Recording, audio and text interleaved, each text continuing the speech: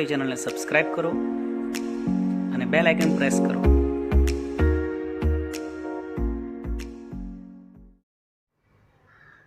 Hello students, how are you all? I hope you are all fit and fine.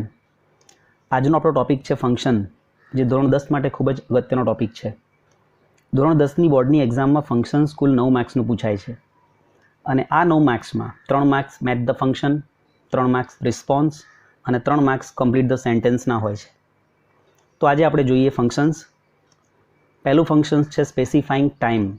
Specifying time એટલે કે સમય દર્શાવવો. કોઈ ક્રિયા કયા સમયે થઈ અથવા તો કયા સમયે થશે, એ ક્રિયાનો સમય દર્શાવવા માટે આપણે at 9 AM, at 10 AM, tomorrow, yesterday, at noon આવા સમય દર્શાવતા શબ્દોનો આપણે ઉપયોગ કરી શકીએ છીએ. એક્ઝામ્પલ જોઈએ તો પહેલું એક્ઝામ્પલ આપેલું છે ધ બસ વિલ અરાઇવ, એટલે કે બસ આવશે, બ્લેન્ક અને પછી આપ્યું છે સ્પેસિફાઈંગ ટાઈમ ઇન બ્રેકેટ. તો આપણે સમય દર્શાવવાનો છે કે બસ ક્યારે આવશે. તો આન્સર આપેલો છે the bus will arrive at 10 PM, એટલે કે બસ 10 વાગે આવશે. આ રીતે તમે બીજો કોઈ પણ સમય લખી શકો છો તમારી રીતે. The bus will arrive in the morning, the bus will arrive in the afternoon, the bus will arrive at 9 AM. આવો કોઈ પણ સમય તમે આમાં લખી શકશો. સેકન્ડ એક્ઝામ્પલ છે I will meet the principal blank in bracket specifying time. હું પ્રિન્સિપાલને મળીશ. ક્યારે મળીશું એ સમય બતાવવાનો છે આપણે. તો આન્સર છે I will meet the principal tomorrow, I will meet the principal in the morning, I will meet the principal at 9 PM, at 9 AM. આવો કોઈ પણ ચોક્કસ સમય. બરાબર. ત્રીજું વાક્ય છે your results will be declared, એટલે કે તમારા પરિણામો જાહેર થશે.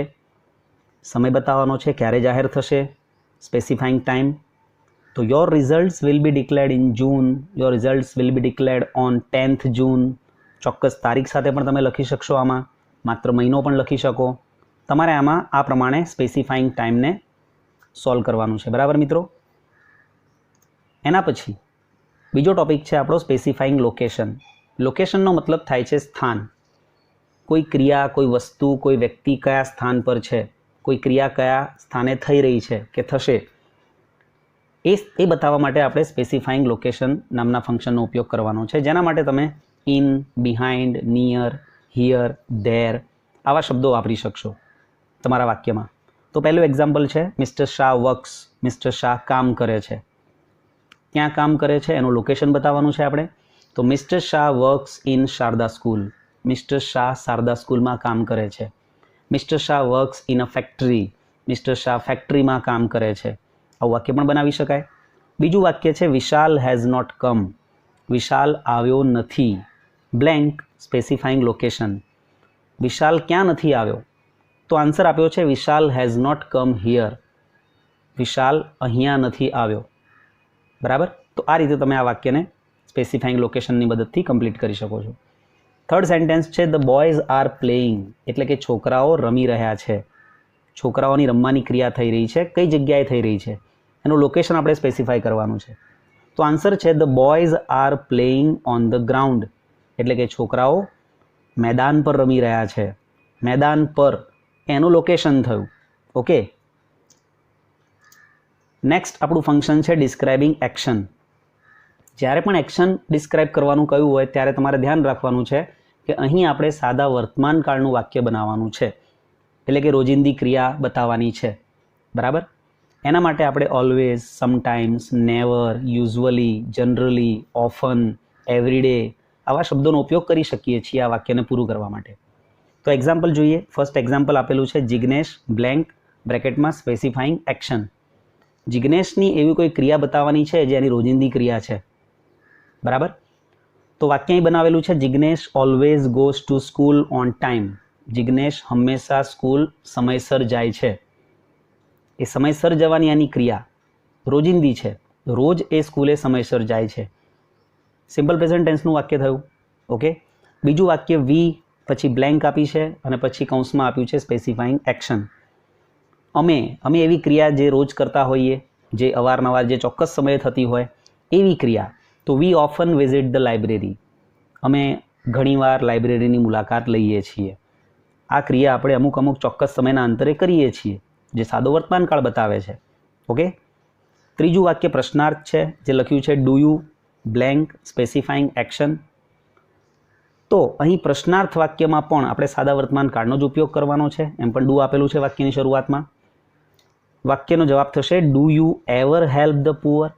શું તમે કદી ગરીબોને મદદ કરો છો? Do you ever go to school late. શું તમે કદી પણ સ્કૂલ લેટ જાઓ છો? આ રીતે પણ વાક્ય બનાવી શકાય. ઓકે. તો આ છે આપણું ફંક્શન ડિસ્ક્રાઇબિંગ એક્શન. એના પછી જોઈએ ડિસ્ક્રાઇબિંગ પર્સન. ડિસ્ક્રાઇબિંગ પર્સન એટલે વ્યક્તિને વર્ણન કરવાનું છે આપણે કે વ્યક્તિ કેવો છે. અને વ્યક્તિના વર્ણન કરવા માટે અહીંના શબ્દો છે હુ, હુમ અથવા હુઝ. હુ એટલે કે જે, હુમ એટલે કે જેને, અને હુઝ એટલે કે જેનું. બરાબર. તો વાક્ય જોઈએ તો વધારે સમજાશે. પહેલું વાક્ય છે રાજ ઇઝ, પછી બ્લેન્ક આપી છે અને બ્રેકેટમાં લખ્યું છે ડિસ્ક્રાઇબિંગ પર્સન, એટલે કે વ્યક્તિનું વર્ણન કરવાનું છે. આપણે રાજનું વર્ણન કરવાનું છે કે રાજ કેવો વ્યક્તિ છે. તો આન્સર છે રાજ ઇઝ ધ બોય, એટલે કે રાજ એ છોકરો છે હુ વોન ધ રેસ, કે જે રેસ જીત્યો. રેસ જીતનાર જે વ્યક્તિ છે એ રાજ છે. રાજ ઇઝ ધ બોય, રાજ એ છોકરો છે હુ વોન ધ રેસ, કે જે રેસ જીત્યો. Who got the first prize, જે ફર્સ્ટ પ્રાઇઝ જીત્યો. તમે આવું પણ લખી શકો છો. સેકન્ડ એક્ઝામ્પલ છે Modiji is the person. Modiji એ વ્યક્તિ છે બ્લેન્ક અને પછી ડિસ્ક્રાઇબિંગ પર્સન. મોદીજી કેવા વ્યક્તિ છે એ વ્યક્તિનું આપણે વર્ણન કરવાનું છે. તો આન્સર છે Modiji is the person. Modiji એ વ્યક્તિ છે whom we all respect. Modiji એ વ્યક્તિ છે કે જેમને આપણે બધા આદર આપીએ છીએ, આપણે બધા સન્માન કરીએ છીએ, એવા વ્યક્તિ છે. તો હુમ એટલે કે જેને. Modiji is the person whom we all respect. Modiji એ વ્યક્તિ છે જેને આપણે બધા માન આપીએ છીએ, સન્માન આપીએ છીએ. થર્ડ સેન્ટેન્સ રિયા, પછી કોમા આપ્યું છે અને પછી બ્લેન્ક છે. જ્યારે કોમા હોય ત્યારે ધ્યાન રાખવું કે આ હુ, હુમ અને હુઝ શબ્દ તમારે કોમા પછી તરત લખવાના રહેશે. જવાબ જોઈએ. Riya whose father is a doctor. Riya કે જેના પિતા ડોક્ટર છે, ઇઝ માય ફ્રેન્ડ, એ મારી મિત્ર છે. Riya whose father is a doctor. Riya કે જેના પિતા ડોક્ટર છે, ઇઝ માય ફ્રેન્ડ, એ મારા મિત્ર છે. તો આ રીતે ડિસ્ક્રાઇબિંગ પર્સનમાં તમારે આ ત્રણ શબ્દો ખાસ યાદ રાખવાના છે, હુ, હુમ અને હુઝ, જેના વડે તમે આ વાક્યને પૂરું કરી શકશો. Next describing thing. થિંગ એટલે વસ્તુ. વસ્તુનું વર્ણન કરવાનું છે. જેમ આપણે આગળ વ્યક્તિનું વર્ણન કર્યું એ રીતે આપણે અહીં ડિસ્ક્રાઇબિંગ થિંગમાં વસ્તુનું વર્ણન કરવાનું છે. જેના માટેના શબ્દો છે વિચ અને ધેટ. આ બંને શબ્દોનો ઉપયોગ તમે વસ્તુનું વર્ણન કરવા માટે કરી શકો છો. તો વાક્ય છે પહેલું ધ બેગ, પછી કોમા આપ્યું છે. એટલે અહીંયા પણ આપણે તમને ખ્યાલ જ હશે કે તરત જ આપણે એના પછી વિચ અથવા તો ધેટથી વાક્ય જોડવું પડશે. ધ બેગ, એ બેગ એ થેલો. કયો થેલો? The bag which you found. એ થેલો વિચ યુ ફાઉન્ડ, જે તમે શોધ્યો, બિલોંગ્સ ટુ વિધિ, એ વિધિની માલિકીનો છે. The bag which you found belongs to વિધિ. એ બેગ કે જે તમે શોધી એ વિધિની માલિકીની છે. Second sentence the book dash, પછી આપ્યું છે ડિસ્ક્રાઇબિંગ થિંગ. એ પુસ્તક, કયું પુસ્તક? તો આન્સર છે the book that you are reading. એ પુસ્તક જે તમે વાંચી રહ્યા છો is written by Sardar Patel. એ સરદાર પટેલ દ્વારા લખાયેલું છે. બરાબર. તો આ પુસ્તકનું વર્ણન થયું કે પુસ્તક, પણ એ કયું પુસ્તક? જે તમે વાંચી રહ્યા છો એ સરદાર પટેલ દ્વારા લખાયેલું છે. થર્ડ સેન્ટેન્સ ખાસ ધ્યાન આપજો. The house. હાઉસ એટલે ઘર. તો કયું ઘર? એ ઘરનું વર્ણન કરવાનું છે. The house which you bought. એ ઘર જે તમે ખરીદ્યું. વિચ યુ બોટ સાદો ભૂતકાળ છે. The house which you boat.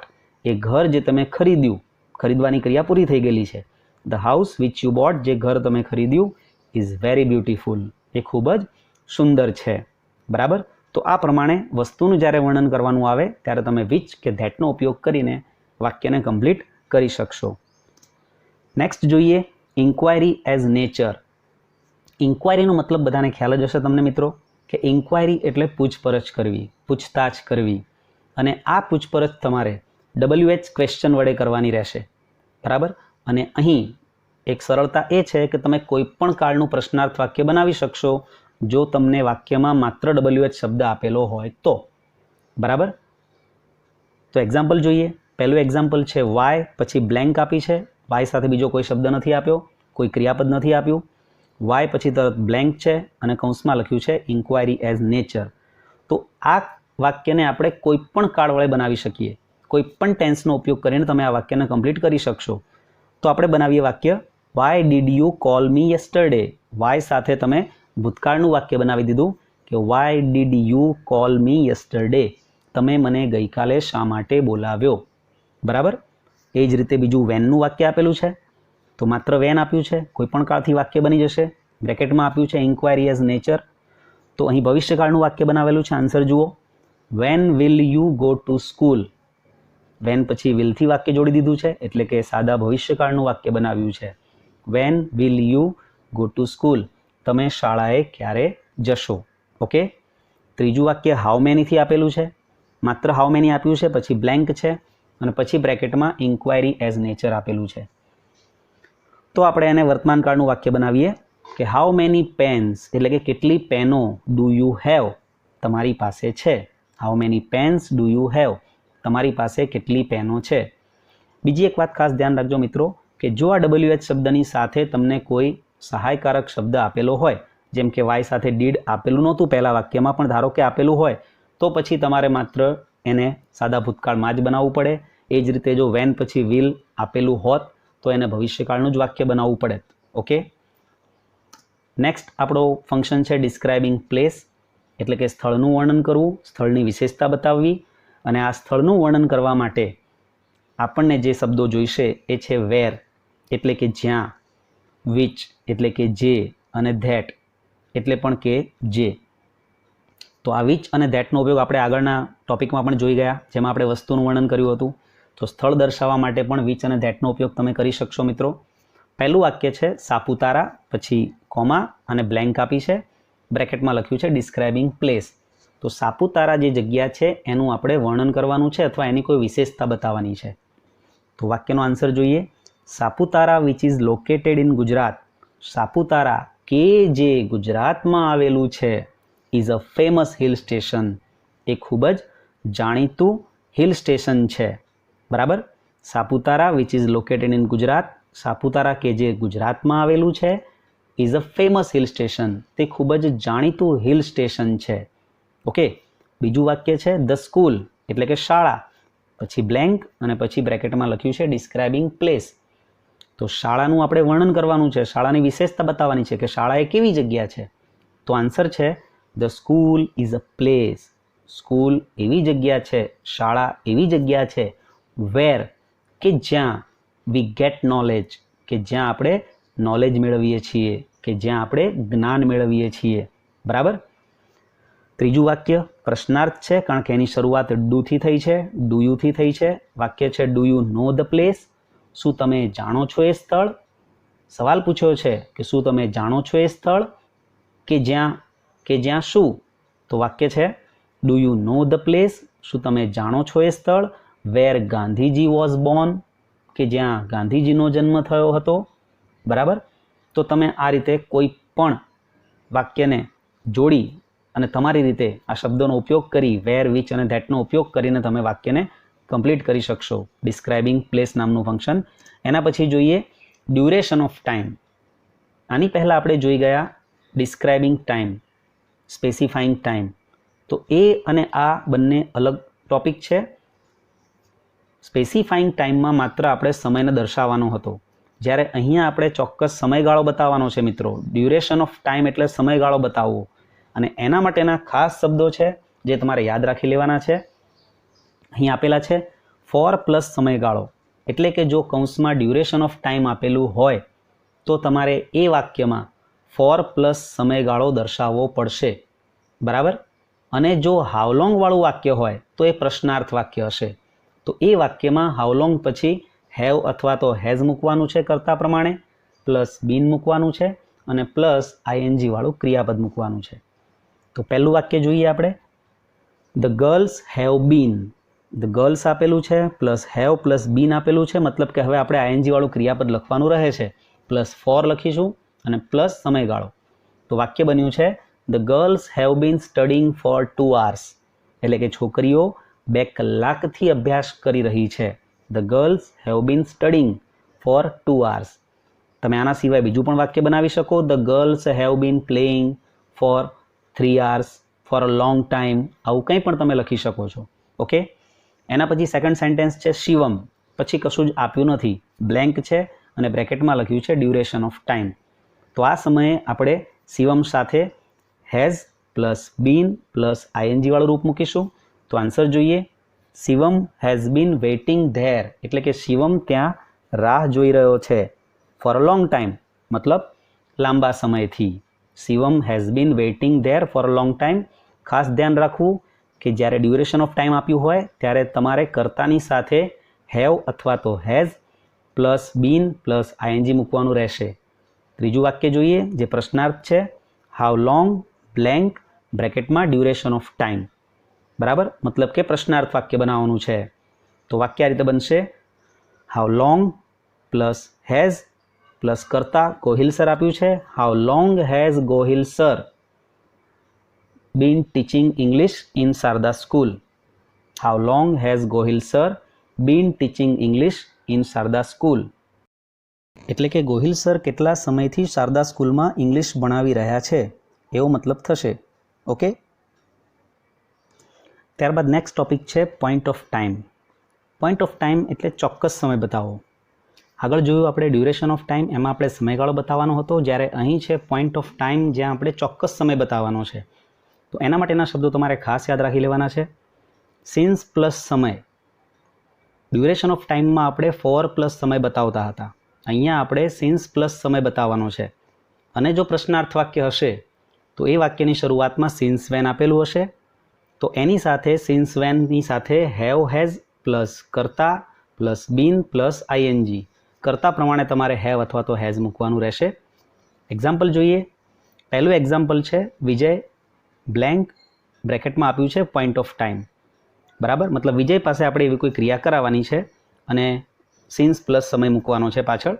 તો વાક્ય છે Vijay has been living in Gujarat, એટલે કે વિજય ગુજરાતમાં રહે છે. સિન્સ 2014, જેનો મતલબ થાય છે 2014થી. 2014થી વિજય ગુજરાતમાં રહે છે. સેકન્ડ સેન્ટેન્સ ધે પછી બ્લેન્ક આપી છે બ્રેકેટમાં પોઈન્ટ ઓફ ટાઈમ.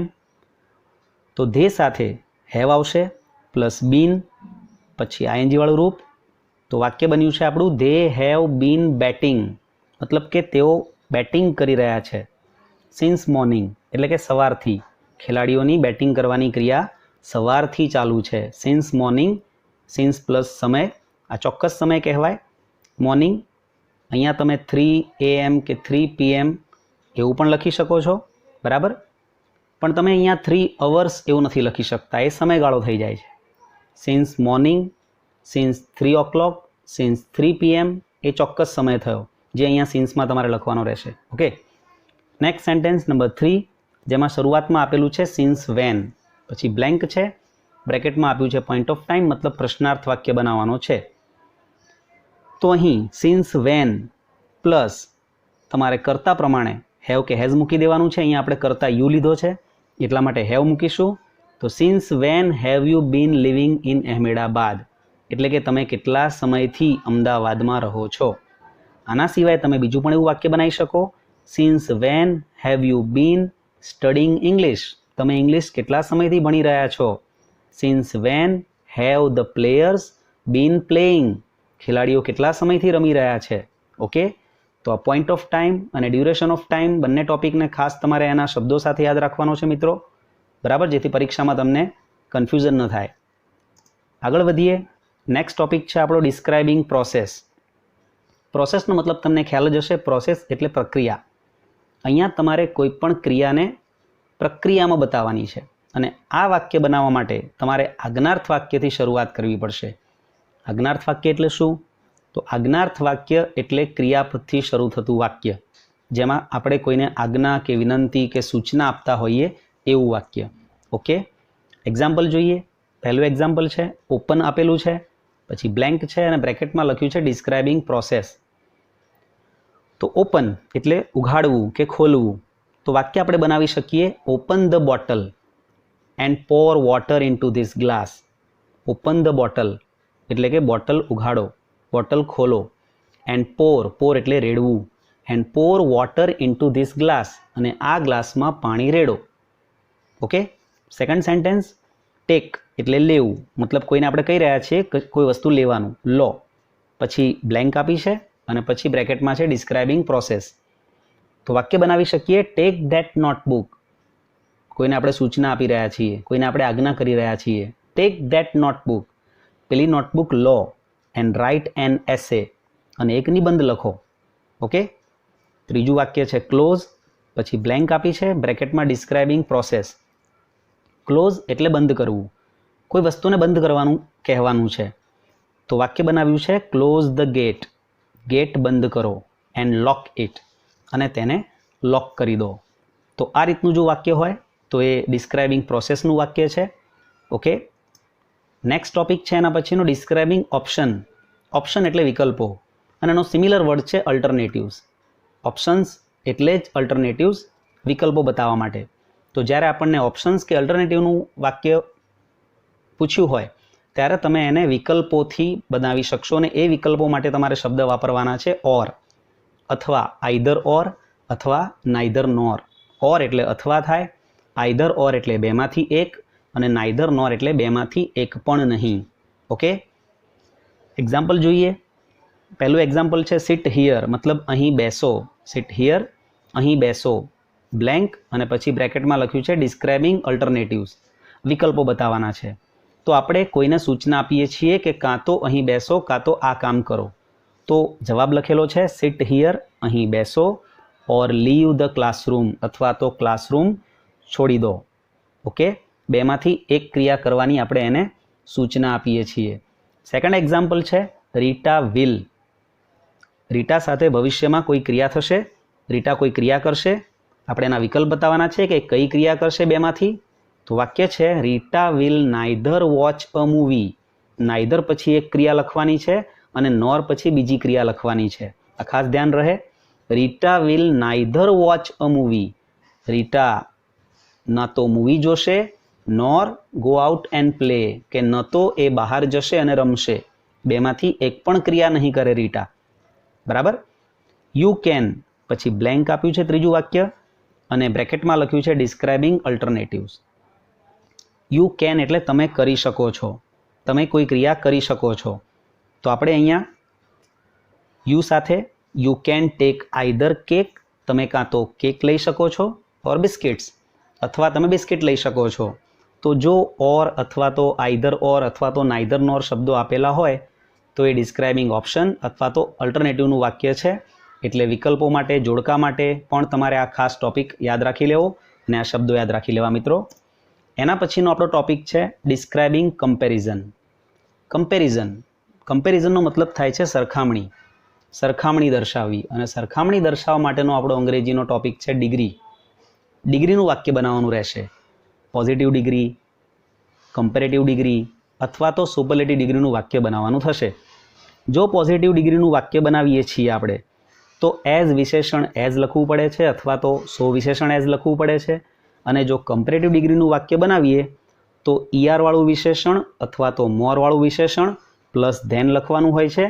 અને સુપરલેટિવ ડિગ્રીના વાક્યમાં ધ સાથે EST વાળું રૂપ અથવા તો મોસ્ટ વાળું વિશેષણ લખવાનું હોય છે. ઓકે. એક્ઝામ્પલ જોઈએ. તૃપ્તિ ઇઝ એઝ, પછી બ્લેન્ક આપ્યું છે, અને પછી ડિસ્ક્રાઇબિંગ કમ્પેરિઝન લખ્યું છે. અહીંયા એઝ શબ્દથી આપણને ખબર પડી જાય કે આ વાક્ય આપણે પોઝિટિવ ડિગ્રીનું બનાવવાનું છે, એટલે કે એઝ વિશેષણ એઝથી બનાવવાનું છે. તો બનાવીએ વાક્ય. પહેલો જવાબ, તૃપ્તિ ઇઝ એઝ બ્યુટીફુલ એઝ શ્રુતિ. તૃપ્તિ શ્રુતિ જેટલી જ સુંદર છે. બરાબર. બીજું વાક્ય, અહેમદાબાદ ઇઝ.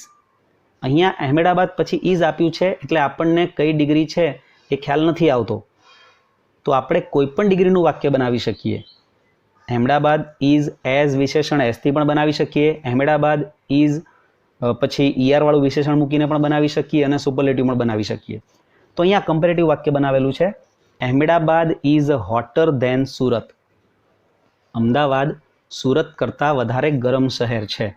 ઓકે, ત્રીજું સેન્ટેન્સ છે ગોલ્ડ ઇઝ ધ. અહીંયા આપણને કઈ ડિગ્રી છે એ દર્શાવેલું છે ધ થી, એટલે સુપરલેટિવ ડિગ્રીથી જ આ વાક્ય બનશે. ગોલ્ડ ઇઝ ધ, પછી વિશેષણનું EST વાળું રૂપ મૂકવું પડશે. Gold is the costliest metal in the world. સોનું એ દુનિયામાં સૌથી કોસ્ટલીએસ્ટ એટલે કે મોંઘામાં મોંઘું મેટલ એટલે કે ધાતુ છે, સૌથી મોંઘામાં મોંઘી ધાતુ છે ગોલ્ડ. તો આ રીતે ડિસ્ક્રાઇબિંગ કમ્પેરિઝનનો ટોપિક છે મિત્રો. ત્યારબાદ એક્સચેન્જિંગ પ્લેઝન્ટ્રીઝ. એક્સચેન્જિંગ પ્લેઝન્ટ્રીઝ એટલે કે આપણે અભિવાદનનું આદાન પ્રદાન કરવાનું છે, આપ-લે કરવાની છે. એમાં તમે કોઈ વ્યક્તિને અભિનંદન આપી શકો, કોઈનો આભાર વ્યક્ત કરી શકો, તમારાથી કોઈ ભૂલ થઈ હોય તો તમે માફી માગી શકો, કેમ છો, કેમ નહીં, તમને મળીને આનંદ થયો, આવજો વગેરે જેવા જે પણ અભિવાદનો છે એનો તમે એક્સચેન્જિંગ પ્લેઝન્ટ્રીઝમાં સમાવેશ કરી શકો છો. ઇંગ્લિશમાં congratulations, I am sorry, nice to meet you, how are you, good bye, આવા બધા શબ્દોનો ઉપયોગ તમે કરીને આ ટોપિકનું વાક્ય પૂરું કરી શકશો. એક્ઝામ્પલ જોઈએ. પહેલું એક્ઝામ્પલ આપેલું છે you won the first price, એટલે કે તમે ફર્સ્ટ પ્રાઇઝ જીત્યા. પછી બ્લેન્ક છે, બ્રેકેટમાં લખેલું છે એક્સચેન્જિંગ પ્લેઝન્ટ્રીઝ. તો જો કોઈ વ્યક્તિ ફર્સ્ટ પ્રાઇઝ જીત્યું હોય તો આપણે એને શું અભિવાદન કરીશું? આપણે એને અભિનંદન આપીશું, કોંગ્રેચ્યુલેશન્સ કહીશું. તો you won the first price, પછી ખાલી જગ્યામાં લખીશું કોંગ્રેચ્યુલેશન્સ. બીજું વાક્ય છે યુ હેવ એક્ઝામ ટુમોરો, તમારે આવતીકાલે એક્ઝામ છે. પછી બ્લેન્ક છે, કૌંસમાં લખ્યું છે એક્સચેન્જિંગ પ્લેઝન્ટ્રીઝ.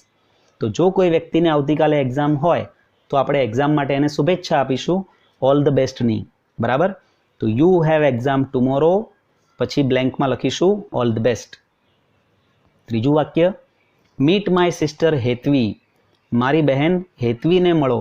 કોઈ વ્યક્તિ આપણને એની બહેન સાથે પરિચય કરાવી રહ્યું છે કે મળો, આ મારી બહેન છે હેતવી. તો આપણે એને શું કહીશું?